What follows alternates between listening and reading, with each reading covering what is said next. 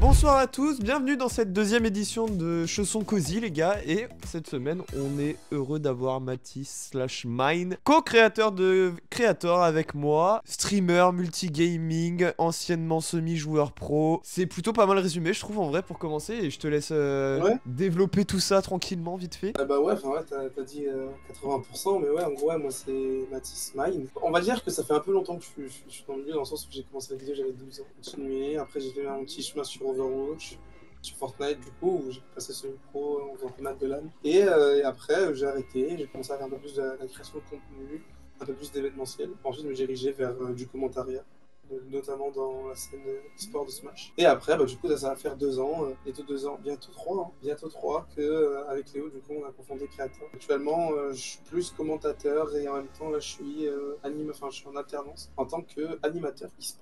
Donc en vrai trop bien, du coup c'est des choses qui...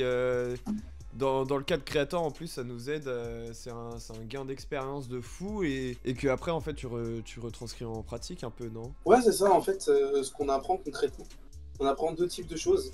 Tout d'abord, comment faire de l'animation via les jeux vidéo. Pour mettre un exemple concret, tout ce qui est animateur sportif, donc des gens qui vont vous aider à faire, qui n'ont pas connu le sport, vous mettre dedans, ou quand vous allez au centre aéré, vous faites des sessions de sport, bah voilà. Bah, moi je fais ça. Mon but c'est de faire ça avec l'e-sport, donc les jeux vidéo, la compétition de jeux vidéo. Et en second temps, la formation, elle nous apprend aussi à organiser. Enfin, d'abord, elle nous apprend le système e-sportif, comment il marche. Parce qu'il marche c'est un peu nouveau. Et en même temps que nous apprend le système e-sportif, elle nous apprend aussi à organiser des événements. Ça peut être des LAN, comme ça peut être juste un événement sur le gaming, comme ça peut être un événement classique en lien avec les jeux vidéo, mais toujours avec un lien vers l'e-sport. Creator, c'est incroyable, il y a déjà plein de choses que j'ai appris, qu'on a appliquées. Même moi, dans ma vie perso à côté, c'est quand même quelque chose qui aide beaucoup. Ça c'est cool en vrai. Toi, pour toi, là, le plus gros gain que ça t'apporte, concrètement, c'est quoi? Tu sais un peu ou pas trop encore? Parce que t'as commencé quoi, en août, ouais? Non, en septembre. Ouais. Non, j'ai commencé en septembre, mais ce qui est... En fait, ça s'est fait avant août. Parce que moi, c'était sur CV, sur de motivation, sur rendez-vous. Parce que c'est le premier en France et pas c'était limité. Ouais. Donc en vérité, ça fait depuis août. Mais le plus gros gain, un peu, genre, prendre du recul sur l'événementiel. En fait, ce qui est bien avec la formation, c'est qu'à la fin, tu peux sortir et tu peux, limite, et je dis bien limite, créer un gros événement. Typiquement, t'as les bases pour le faire, après le faire. Ok. Mais t'as la théorie. Et en fait, moi, c'est un mélange un peu de... Ça m'apporte de la théorie, du coup, je peux plus mettre en pratique. Et à la fois, ça m'apporte, entre guillemets, un double d'expérience, parce qu'en même temps, c'est une formation qui touche à l'e-sport, et en même temps, je travaille dans l'e-sport, et en même temps, je fais des prestations en lien... Donc en fait, je dirais, ouais, la théorie, et on va dire, le recul, et de faire en sorte que les choses soient rentables aussi. Mine de rien. Parce que l'e-sport, c'est un monde, on dirait pas comme ça, mais l'e-sport, c'est entre guillemets globalement peu rentable sans l'aide de sponsors ou quoi. Et donc en fait, on peut croire que c'est simple, en mode, c'est bon, tu crées ta team, tu crées ton équipe, ton asso, ta structure, ton entreprise et tout, mais non, en fait, c'est complexe pour le rendre vraiment rentable. À l'échelle de Gentleman, Carmine Corp, Vita ou quoi, c'est beaucoup plus complexe. C'est limite un travail de, j'aime pas le terme, mais d'influenceur en fait. Faut prendre la structure comme une personne à part entière. Clairement. Et rendre ça rentable avec le milieu qui, même en termes de législation, est pas encore au point, tu vois. Pour te dire, actuellement, dans les sports, l'organisme qui s'occupe de la législation des lois dans les sports, c'est une association à but non lucratif qui s'appelle France e-sport et qui se bat justement pour ça, pour éviter qu'on se prenne des douilles ou qu'on dirige mal les choses ou qu'on cadre mal les choses. Et comme c'est méga récent, parce qu'on dit oui, mais attends, non, c'est pas récent, c'est depuis 2000, ça a commencé avec StarCraft et ça s'est émancipé avec League of Legends et Dota en Corée, mais en fait, en France, que ça se concrétise comme ça fait que 10 ans. C'est très neuf. 10 ans, c'est court sur l'échelle. Tu prends un sport, tu prends les JO à côté, c'est des papilles, quoi. Et pour maintenant, les prochains JO, il y aura peut-être Rocket League ou quoi. C'est vraiment récent et c'est encore plus récent que c'est en train de s'implémenter dans le mode de vie de chacun. Où c'est super récent que les parents commencent à faire confiance. Ouais. Tu vois. Je me souviens que moi, quand j'ai commencé sur Overwatch, bon, alors j'avais 12 ans, pas des bons résultats non plus, mais je savais que c'était très mal vu, peu importe, sous mes oncles ou quoi, c'était pas encore rentré dans les crânes, ça paraît bien, mais pas encore rentré dans les têtes que, en fait, Que ça ça avait du pouvait y potentiel, arriver. ouais. Et encore une fois, c'est méga, méga complexe. Le plus dur, c'est ça en fait. Que les jeunes encore de nos jours, c'est pas ça le. Les jeunes, ils sont nés dans les jeux vidéo, ils sont nés avec ça, ils sont nés avec les jeux vidéo, ils sont nés avec ça qui est en train de se démocratiser. C'est un peu comme les réseaux sociaux, tu vois, on est né dedans, notre génération est née dedans. Et donc l'e-sport, c'est pas un souci, mais le plus dur, c'est derrière, c'est les générations derrière. Comment tu Ouais, leur ouais. expliques eux qui galéraient, je vulgarise la chose, mais aller à l'usine, aller dans des travails qu'ils aimaient pas, comment tu dis que en fait la personne elle joue aux jeux vidéo, elle gagne des sous, ouais, bizarre. Moi je me souviens que j'ai beaucoup ressenti ça, notamment sur Fortnite quand j'ai vraiment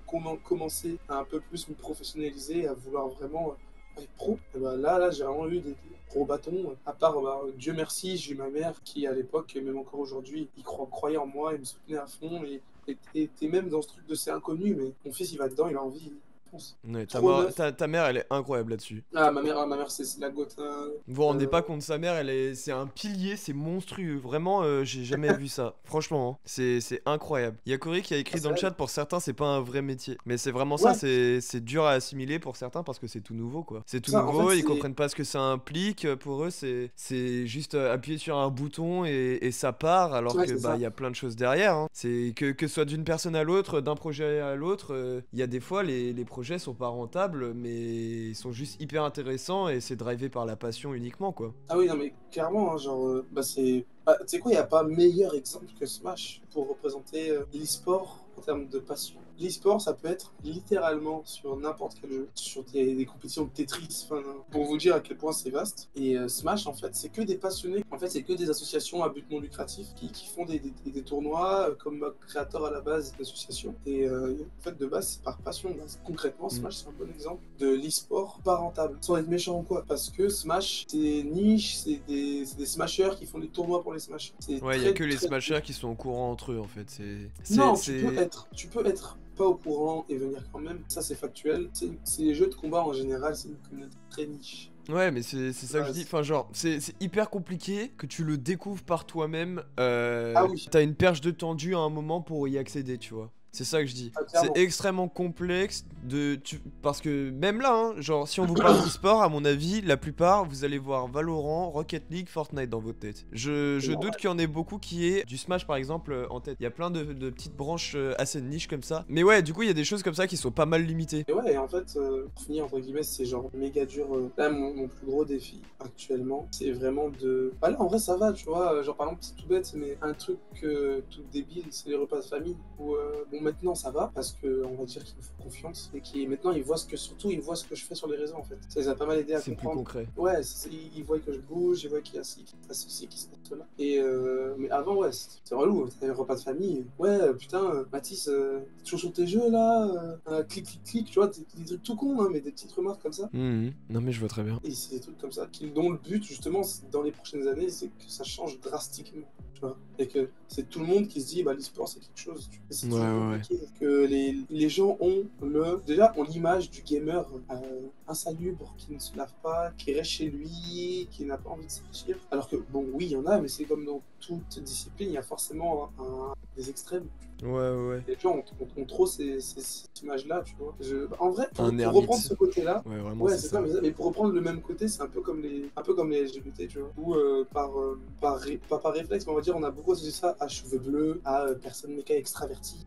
Tu vois, on a beaucoup associé ça à ça, alors qu'en fait, pas concrètement, tout le monde peut l'être, tu vois. Genre. C'est la même chose en e-sport.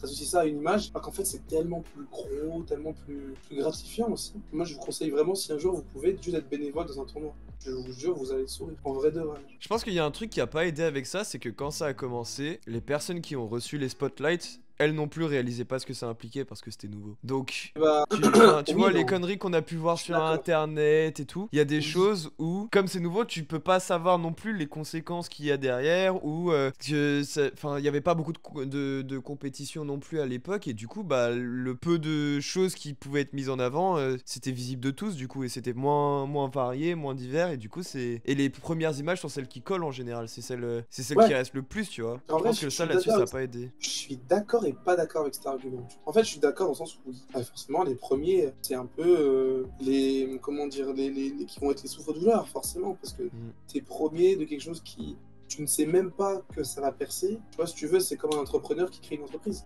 Il sait pas si ça va marcher, il poste des photos au pire. tu vois, et forcément, si un jour ça marche, ça va se retrouver, c'est normal, tu vois. Ouais, bien sûr. Mais je suis pas d'accord parce que déjà les premiers ont fait un taf monstrueux. Mine de rien, ils ont fait un taf monstrueux.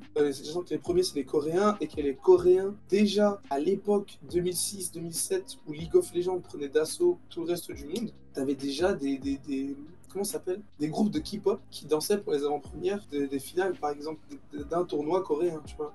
Ouais. Alors que ça venait de commencer. Donc en vrai, c'est juste la vision de... Je suis d'accord parce que oui, forcément, tu as la vision du premier truc, mais je suis pas d'accord parce que les premiers, même en France, sont donnés d'arrache-pied pour qu'on ait ça. Alors forcément, ils ont fait des erreurs, et c'est des erreurs, malheureusement, je retiens que négatif dans pas mal de choses. Oui, bien sûr. Mais je suis pas d'accord dans le sens où il suffisait, par exemple, entre guillemets, qu'on se dise, bah ok, c'est un vrai truc, on se concentrait direct là-dessus, et pourquoi pas, on serait peut-être pas au même niveau que la Corée, mais déjà beaucoup plus avancé, comme les États-Unis actuellement. Après, c'est encore deux choses différentes. Les e-sports marchent pas du tout pareil dans les pays, tu vois. En Ouais. France, on est chanceux. En France, par exemple, je sais que la France est l'un des premiers pays sur Smash, par exemple, avec le nombre de tours, avec le plus gros nombre de tournois. Mais il y a un autre truc au-delà de ça, je trouve, en France qui est incroyable, c'est la bienveillance sur le côté e-sport. Et bah, je vais te contredire. Bah, moi, je trouve qu'elle est incroyable par rapport à justement ce qu'on peut voir en Espagne ou aux US. Ah oui, alors oui. Oui, pardon, dans ce cas-là, oui. Je Je suis parle en d'accord avec toi. comparaison. Je dis pas qu'elle est parfaite, Ouais. je dis qu'en comparaison, elle est exceptionnelle. En vrai, ouais, je suis d'accord. Après, faut voir vraiment les domaines sportifs dans des autres pays, tu vois. Mm. Mais ouais, après, en France, entre nous, oui, il y a des trucs, mais les Français, en général, ont la fâcheuse tendance à vouloir se monter dessus et être en compétition H24. Mm. Tu parles sur l'aspect e-sport là? Ouais, sur le Ah, ok. space sport, que ça soit en tant que pas bon joueur, c'est normal. Normal, joueur.